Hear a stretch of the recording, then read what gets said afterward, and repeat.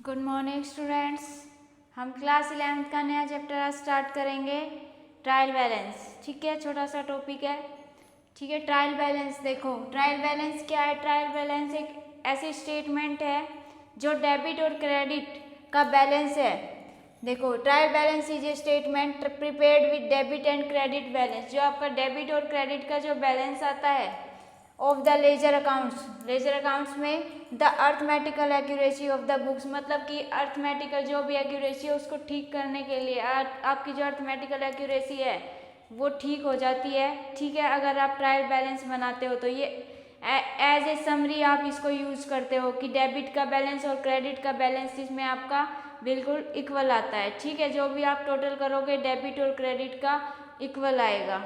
तो ये क्या है, ट्रायल बैलेंस एक अर्थमेटिकल एक्यूरेसी है। और जो किसकी अर्थमेटिकल एक्यूरेसी करता है, ठीक करता है, लेजर अकाउंट्स की। ठीक है, लेजर अकाउंट जो बनाते हो उसमें जो डेबिट एंड क्रेडिट आप करते हो जो भी बैलेंस, उसकी अर्थमेटिकल एक्यूरेसी के लिए ट्रायल बैलेंस बनता है। ठीक है, तो ऑब्जेक्टिव्स देखो, इसके ऑब्जेक्टिव क्या है, क्यों बनता है। इसके ऑब्जेक्टिव देखो, to ascertain arithmetical accuracy of the books. ठीक है, ये मैंने अभी बता दिया कि अर्थमेटिकल एक्यूरेसी जो है उसके लिए बनता है।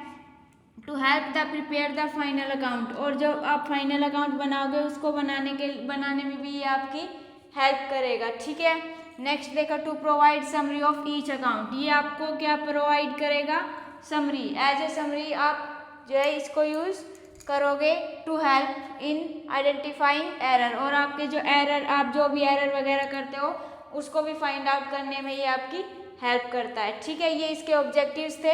अब परफॉर्मा देखो, परफॉर्मा ऑफ ट्रायल बैलेंस की, ट्रायल बैलेंस का जो परफॉर्मा वो कैसे बनता है। देखिए, ट्रायल बैलेंस एज एट, यहाँ कोई भी आपकी पर्टिकुलर डेट वगैरह डलेगी। ठीक है, पर्टिकुलर जो भी डेट होगी वो यहाँ पर आपकी डलेगी। उसके बाद यहाँ हेड ऑफ अकाउंट्स आएगा। ठीक है, हेड ऑफ अकाउंट्स, फिर LF, फिर डेबिट एंड क्रेडिट। यहाँ डेबिट बैलेंस आएगा, यहाँ क्रेडिट बैलेंस आएगा। ठीक है, अब मेन बात आती है कि मैम इसको हम इसमें कैसे हम इसका यूज करेंगे इस परफॉर्मे का। तो देखो, आपने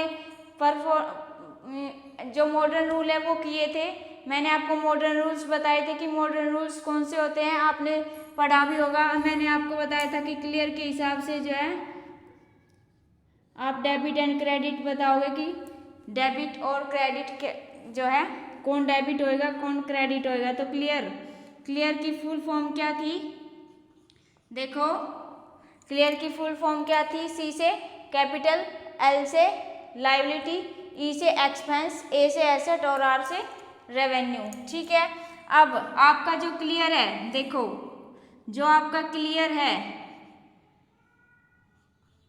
इसमें आपके क्लियर में जो एक्सपेंस है और जो एसेट है, यहाँ आपके एक्सपेंस आएंगे। ठीक है, और यहाँ आपकी एसेट आएगी। उसके बाद जो भी कैपिटल है वो आपके क्रेडिट साइड आएगी, कैपिटल हुई, लाइबिलिटी और R से रेवेन्यू। तो जो भी आपका एक्सपेंस होगा या कोई एसेट होगी उसको आप डेबिट कॉलम में लिखोगे, और जो भी आपकी कैपिटल होगी या फिर लाइबिलिटी होगी और या फिर रेवेन्यू, ठीक है, ये आप कहाँ पे लिखोगे, क्रेडिट कॉलम में। ठीक है, तो आपको बिल्कुल ध्यान से देखना है कि अगर आपको ये पता है कि आपकी डेबिट आपकी कैपिटल कौन सी है, आपकी लाइबिलिटी कौन सी, आपका एक्सपेंस कौन सा, आपकी एसेट कौन सी, आपका रेवेन्यू कौन सा है, अगर आप इनको फाइंड आउट कर लेते हो तो आपके लिए बहुत ही इजी चैप्टर आपके लिए ये होगा। ठीक है, तो आपको पता होना चाहिए कि आपकी एक्सपेंस क्या है, एसेट क्या है। ठीक है, अब कुछ इंपॉर्टेंट पॉइंट्स है जो आपको इसको बनाते टाइम याद रखने हैं। ठीक है, तो जैसे फर्स्ट पॉइंट है, closing stock does not appear in trial balance, मतलब कि इसमें जो क्लोजिंग स्टॉक है उसको आप नहीं डालोगे। Does not appear trial balance, मतलब कि ट्रायल बैलेंस में क्लोजिंग स्टॉक नहीं आता।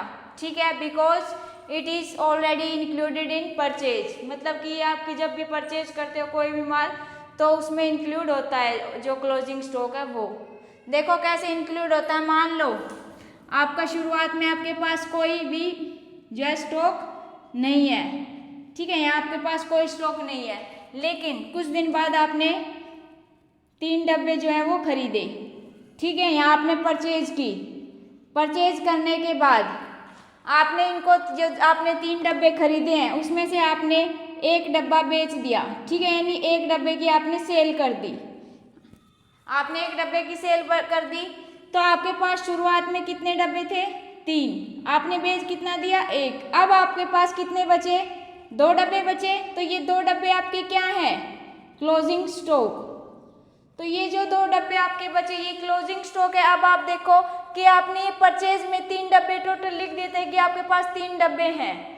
ठीक है, तो 3 डब्बे हैं आपके पास और आपने जो है आपके पास 2 डब्बे आपके पास बचे हुए हैं, तो यानी ये इसमें इंक्लूड है ये 2 डब्बे, तो ये इसलिए नहीं आता ट्रायल बैलेंस में। ठीक है, तो closing stock does not appear in trial balance. ठीक है, ठीक है बेटा, यहाँ भी देख लो जैसे कि आपने जो है आपने परचेज किए 3 डब्बे। ठीक है, 3 डब्बे आपने परचेज किए, ये आपके लिए क्या है? एक्सपेंस है। 3 डब्बे आपने परचेज किए, 1 आपने सेल कर दिया, तो 2 आपके पास बचे।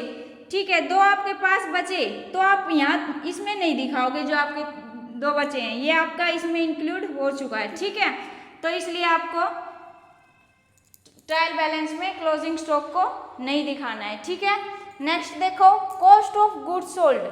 कॉस्ट ऑफ गुड्स सोल्ड निकालने का एक फॉर्मूला है opening stock plus purchase minus closing stock. ठीक है, इसको हम जो कॉस्ट ऑफ गुड्स सोल्ड है इसको हम एडजस्टेड परचेज भी बोलते हैं। ठीक है, तो ये था हमारा कंसेप्ट ट्रायल बैलेंस का कि ट्रायल बैलेंस क्या है, इसके ऑब्जेक्टिव क्या है। अब हम क्वेश्चन देखेंगे, इसका क्वेश्चन हम कैसे सोल्व करेंगे। तो देखो हमारे पास क्वेश्चन है prepare the trial balance of Rajesh as on 31 March 2021 he has omitted to open a capital account. ठीक है, ठीक है भाई, तो देखो अब इसको कैसे सोल्व करेंगे। आप ऐसे परफॉर्मा अपना परफॉर्मा बनाओगे, head of accounts LF debit and credit. अब सबसे पहले आपको इनमें से ये फाइंड आउट करना कि आपकी कैपिटल कौन सी है, आपका रेवेन्यू कौन सा, आपका एक्सपेंस कौन सा, आपकी एसेट कौन सी है। तो देखो बैंक ओवरड्राफ्ट, बैंक ओवरड्राफ्ट आपका क्या है? बैंक ओवरड्राफ्ट आपकी लायबिलिटी है। ठीक है, उसके बाद सेल्स, सेल्स आपका क्या है? रेवेन्यू है। उसके बाद परचेज रिटर्न, परचेज रिटर्न क्या है? आपकी रेवेन्यू है। डेटर, डेटर क्या आपका? एसेट है। ठीक है, कैपिटल आपकी कैपिटल ही होती है। और वेजेज क्या है? वेजेज आपका एक्सपेंस है। ठीक है, उसके बाद परचेज क्या आपकी? एक्सपेंस है। कैश इन हैंड आपका क्या है? एसेट है। क्रेडिटर क्या है? आपकी लायबिलिटी है। सेल्स रिटर्न आपका क्या है? एक्सपेंस है। इक्विपमेंट क्या आपकी? एसेट है। और ओपनिंग स्टॉक क्या है? आपकी एसेट है। ठीक है, तो देखो इसको आप कैसे लिखोगे। आप सबसे पहले आपके पास बैंक ओवरड्राफ्ट, ठीक है, बैंक ओवरड्राफ्ट, यहाँ बैंक ओवरड्राफ्ट लिखोगे। बैंक ओवरड्राफ्ट क्या है? हमारी लायबिलिटी है, तो लायबिलिटी हम किस साइड लिखेंगे? Credit side. ठीक है, 85,000। उसके बाद है सेल्स, सेल्स हमारी क्या है? सेल्स हमारा रेवेन्यू है, तो रेवेन्यू है तो हम क्रेडिट साइड लिखेंगे 81,000 नहीं 8,10,000। ठीक है, उसके बाद परचेज रिटर्न, परचेज रिटर्न क्या है आपके लिए? रेवेन्यू है। परचेज रिटर्न आपके लिए क्या है? रेवेन्यू है, तो ये भी क्रेडिट साइड आ जाएगा। ठीक है, 22,500। उसके बाद आपकी आती है डेटर, डेटर क्या है आपका? एसेट है, तो ये आपका कहाँ जाएगा? Debit side. तो डेटर हमारे कितने हैं? 4,05,000 के, 4,05,500 के, 4,05,000। ठीक है, उसके बाद है कैपिटल, कैपिटल आपको देखो गिवन नहीं है, यानी कि आपको कैपिटल निकालनी पड़ेगी। ठीक है, उसके बाद है वेजेस, वेजेस क्या आपके लिए? एक्सपेंस है, तो वेजेस आपकी कहाँ आएगी? यहाँ आएगी। ठीक है, 96,000। एसेट और एक्सपेंस आपके यहाँ आएंगे ना।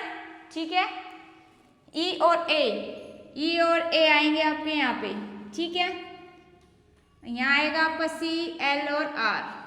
ठीक है, नेक्स्ट देखो वेजेस के बाद आपका है परचेज। परचेज क्या है, आपकी एक्सपेंस है परचेज।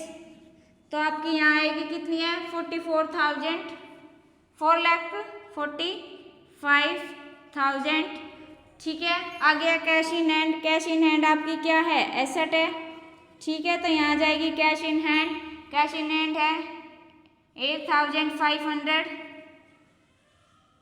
ठीक है, उसके बाद क्रेडिटर। क्रेडिटर क्रेडिटर क्या है, आपकी लाइबिलिटी है। लाइबिलिटी तो यहाँ आ जाएगी कितनी है, 2,15,000। ठीक है, उसके बाद देखो सेल्स रिटर्न। सेल्स रिटर्न क्या है, आपकी एक्सपेंस है। सेल्स रिटर्न, सेल्स रिटर्न आपका एक्सपेंस है 15,750। ये आपका एक्सपेंस आ जाएगा 15,750 आ जाएगा यहाँ पे। ठीक है, उसके बाद इक्विपमेंट। इक्विपमेंट आपकी एसेट है, यहाँ जाएगा इक्विपमेंट। इक्विपमेंट कितने की है, 25,000 की। ये आ जाएंगे यहाँ 25,000। ठीक है, उसके बाद लास्ट बचा ओपनिंग स्टॉक। ओपनिंग स्टॉक क्या है आपका, एसेट है ओपनिंग स्टॉक। ओपनिंग स्टॉक आपकी एसेट है कितनी है, 33,500।